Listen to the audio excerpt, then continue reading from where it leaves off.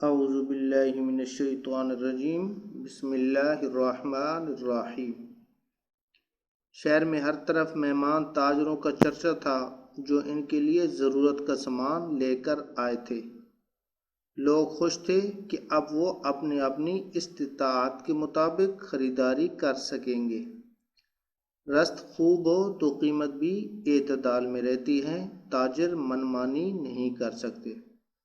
اور یہ بات تو ہے بھی تب کی جب آسمان پر صرف پرندے پرواز کرتے تھے۔ ان کی اڑانیں دیو ہیکل طیاروں کے لیے خطرہ یوں نہ تھیں کہ ان کا دور دور تک کوئی وجود ہی نہ تھا۔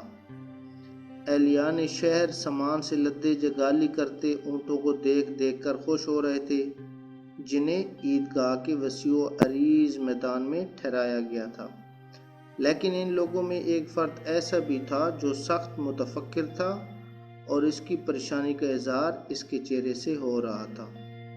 جیسے جیسے رات اپنی آنکھوں میں سیاہی کے سرمے کی سلائی کھینچتی جاتی، اس کی پریشانی، اضطراب اور بڑھتا جاتا۔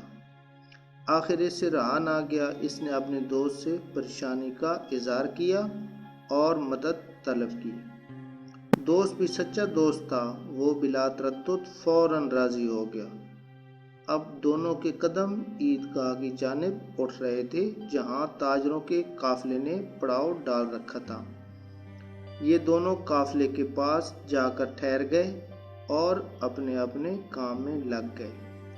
دونوں قافلے کے گرد ٹہل رہے تھے، کبھی ایک طرف جاتے اور کبھی دوسری طرف پر رخ کرتے، اور کبھی تاریکی میں آنکھیں کھول کھول کر دیکھنے کی کوشش کرتے اور جگائی کرتے، بے فکر اونٹوں کے پاس ٹہلنے لگ جاتے۔ وہ دونوں خاصے چوکنے تھے، انداز ایسا تھا جیسے انہیں کوئی خطرہ ہو۔ رات کے کپ اندھیرے میں یہ کام آسان نہ تھا۔ دونوں دوستوں نے باہمی مشورہ کیا اور اپنی باریاں لگا لیں۔ دراز قامت شخص کی باری آئی تو اس نے کسی بچے کے رونے کی آواز سنی۔ بچے کا رونا کوئی انہونی بات نہ تھی، لیکن مسلسل رونے سے لگ رہا تھا وہ معصوم کسی تکلیف میں ہے۔ اس شخص سے رہا نہ گیا اور وہ احوال معلوم کرنے چلا گیا۔ اس نے دیکھا کہ شیرخوار بچہ بری طرح روئے جا رہا ہے، جسے اس کی ماں بہلا پھسلا رہی تھی۔ اس نے بچے کی ماں سے کہا، اللہ سے ڈر اور اپنے بچے کا خیال کر۔ یہ کہہ کر وہ شخص باہر آ گیا اور پہلے کی طرح قافلے کے گرد منڈلانے لگا۔ تھوڑی دیر بعد اسے پھر بچے کے رونے کی آواز آئی۔ بچہ پلک پلک کر رو رہا تھا۔ وہ پھر اس عورت کے پاس گیا اور اسے تلقین کی کہ بچے کا خیال کرے۔ اس نصیحت کا اثر تھوڑی دیر ہی رہا۔ رات کے سناٹے میں ایک بار پھر بچے کے پلکنے کی آواز آنے لگی۔ اب تو اس شخص کو غصہ آ گیا۔ وہ اس عورت کے پاس گیا اور کہنے لگا، تیرا بھلا ہو، میرا خیال ہے تو بچے کے حق میں ٹھیک نہیں۔ کیا بات ہے، تیرا بیٹا آج ساری رات جاگتا رہا، وہ ذرا دیر بھی نہ سویا۔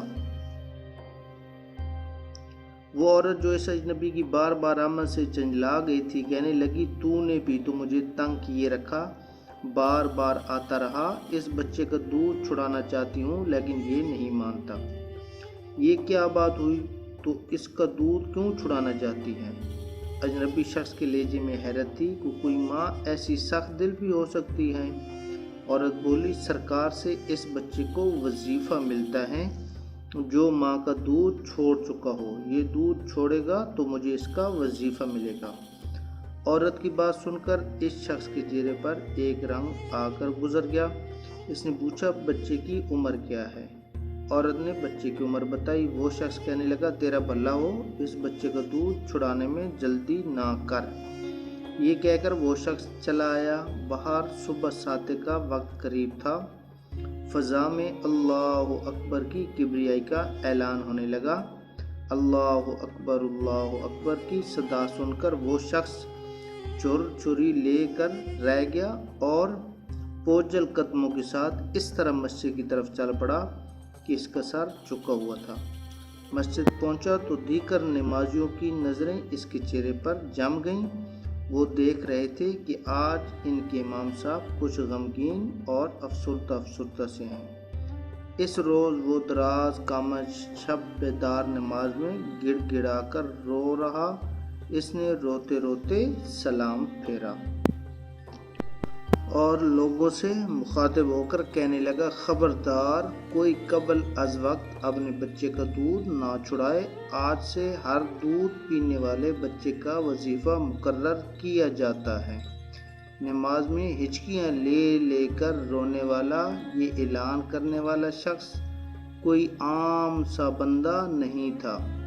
محمد صلی اللہ علیہ وآلہ وسلم کے خلیفہ دوم حضرت عمر فاروق رضی اللہ تعالیٰ عنہ تھے، جو حضرت عبد الرحمن بن عوف رضی اللہ عنہ کے ساتھ رات بھر جاگتے رہے اور تاجروں کے قافلے پر پہرا دیتے رہے کہ کوئی چوری چکاری نہ کرے۔